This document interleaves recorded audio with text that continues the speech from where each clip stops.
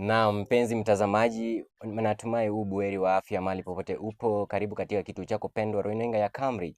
Lakini kumbuka kama walivyosemwa na wahenga kwamba ukiona vielea basi jua kwamba vimeundwa. Karibu katika meza yetu ya habari ambapo kuna mengi yanavyoelea. Hebu tuanze na vidokezo.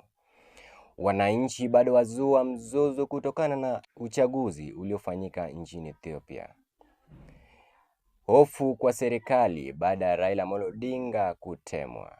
Habari kwa utendeti.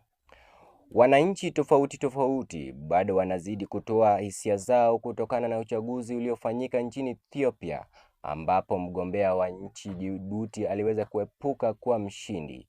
Sasa baadhi ya wananchi wanamkasifu Raila kwa njia mbaya, huku wakisema kwamba Raila ni yule ambaye hajiwezi na ni mnyonge kabisa. Na tukiachana na hayo ni kwamba Raila Amolo Odinga baada ya kukosa kupata